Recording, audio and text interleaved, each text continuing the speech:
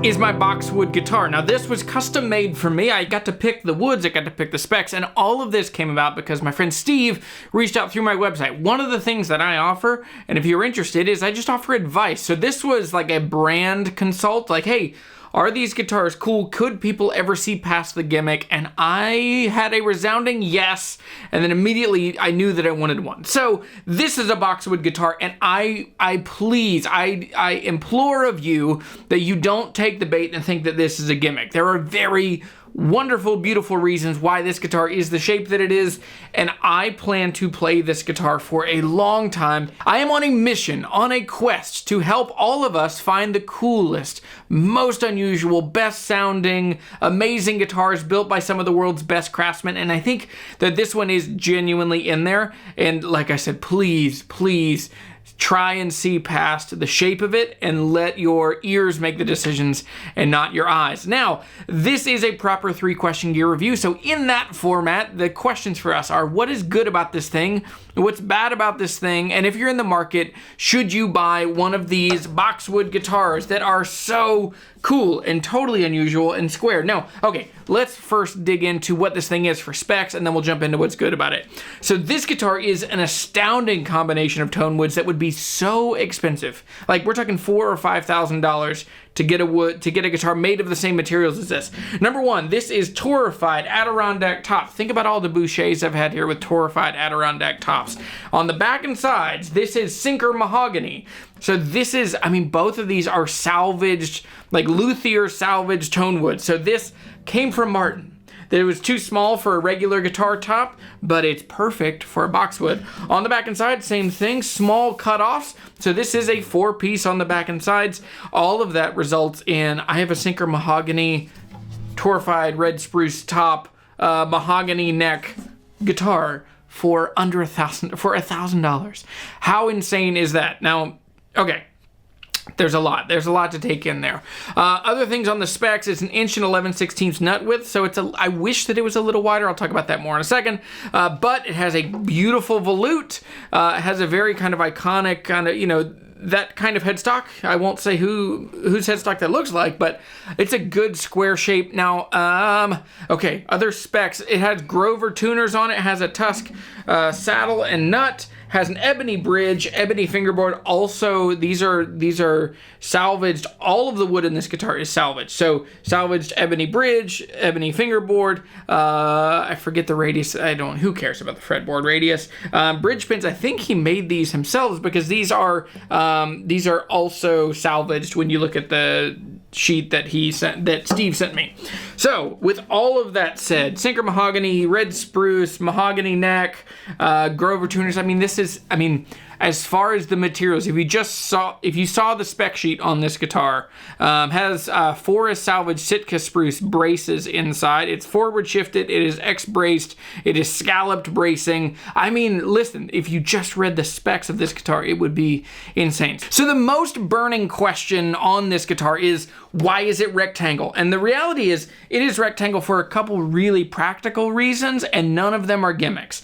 Number one, this guitar is made of salvage material, so all the wood came from either luthier salvage, which means a guitar builder had it and it just didn't work out. It wasn't the right shape or size for it to be a guitar for them. So Martin, for this, both the top and the back and sides came from Martin on this. Number two, when you do have smaller pieces of wood, you can make a guitar. So normally, to make a full-size, shaped side of a guitar, you need about 36 inches of wood, and that's a big piece of wood. And if we're trying to be ethical and resourceful with the materials that we have, it makes way more sense to start with, you can use boards that are about 20 inches, I think, or 20 or 22 inches for the sides. And so with that, it just makes for being a better box.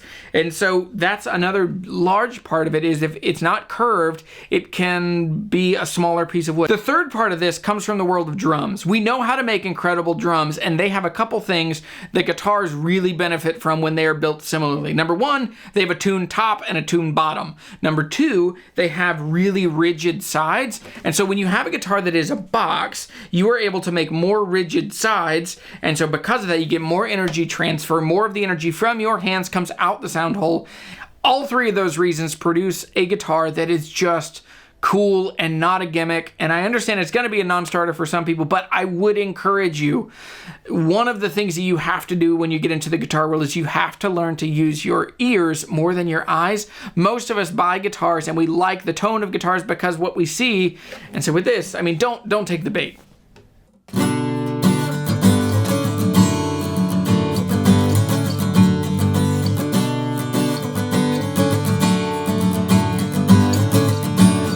So let's talk about what's good about this guitar from my perspective. This guitar sounds amazing. It sounds like a giant dreadnought. I love how this guitar sounds. I love how this guitar feels.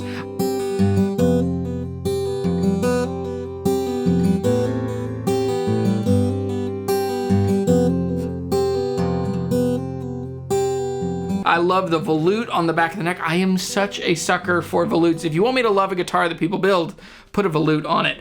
I love the fretboard. It's very dark ebony. I love the bridge. It's super playable. Now this shape, at first I was concerned because, it's weird. It's a strange rectangular shape. And so with that, I was concerned that it was going to be uncomfortable. This guitar is pretty comfortable. Now, I will say when I'm sitting down playing it, my left arm, I don't know, there seems to be less. I find myself having to hold up the neck a bit because it just doesn't sit on my knee quite in the same way. Every single person that has seen me play this guitar out has said, "What is that?" Let's cut to a clip. This is my friend Daniel, my friend Russell, and my friend Todd. We were having a bonfire, and so I took this guitar over there a few weeks ago just to get their reactions. It is so cool. One that then realizes the abridged version is Hey man, fellers, yeah. I have a guitar I want you to see. Daniel, can you open this? Yeah, man. So, these are my friends Daniel and Todd and Russell. Todd, I don't think you're ready. Okay. What? Oh man. I was ready because I follow you on Instagram. Let's see. Oh, Slinky. It's beautiful. That's insane. Yeah. It's like a Lego guitar. I've heard a lot of people say it's like a Minecraft. I was thinking shoebox. Yeah, Minecraft.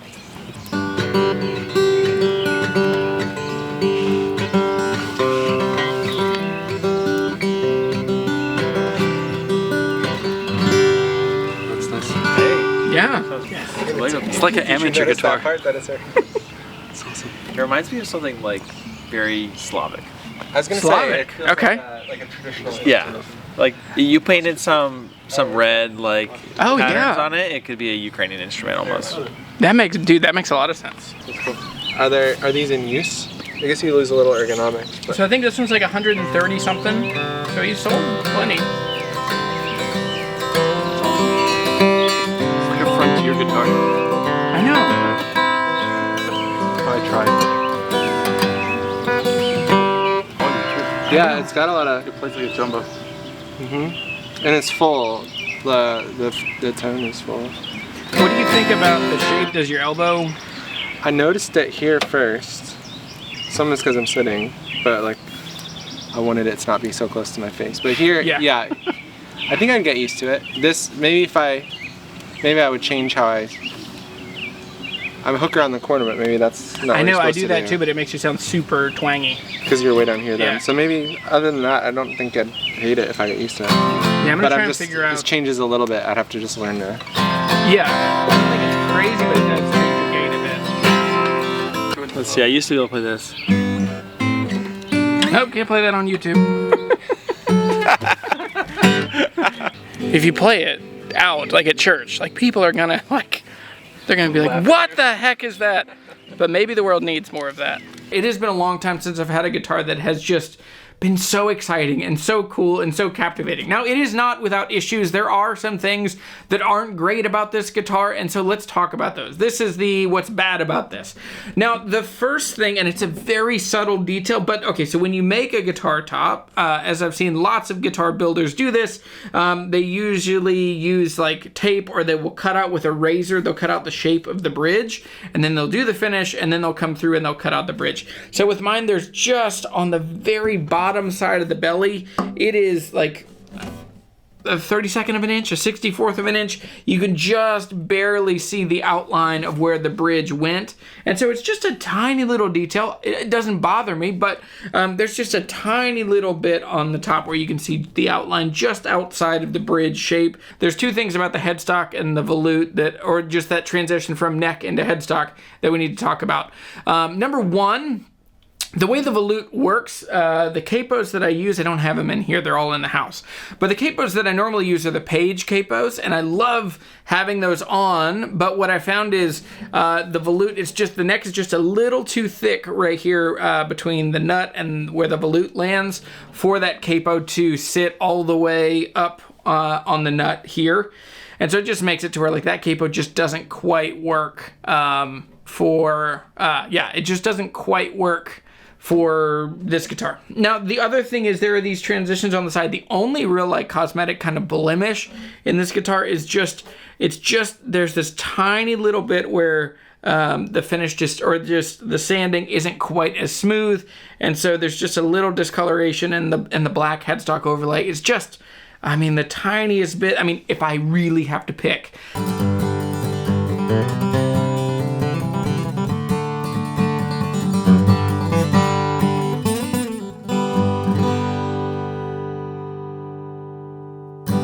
I cannot say how emphatically I think people should buy more of these guitars. I just really, really, really, really, really like it.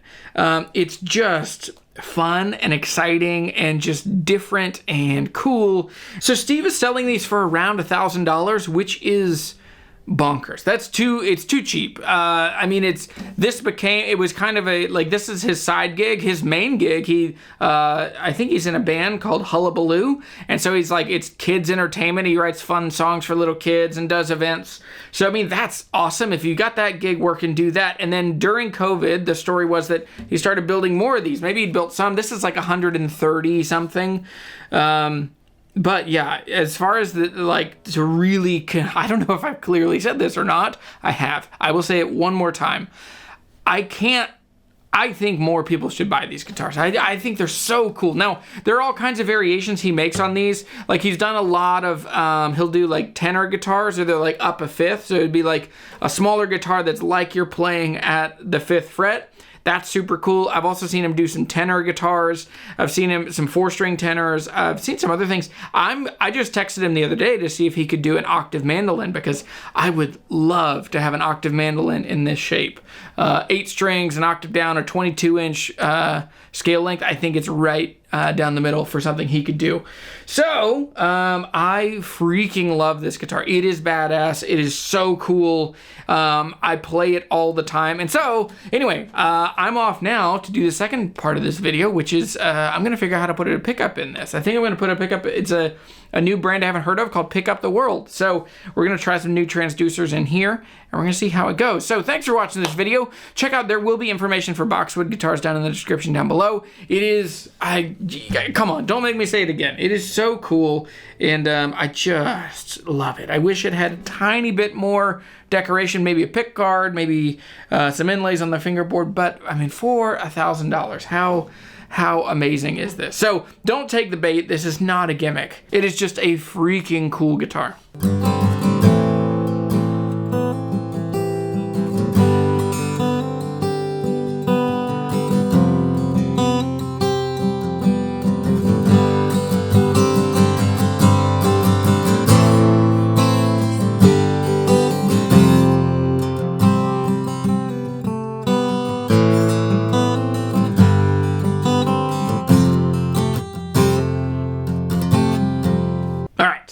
Did it. Nailed it.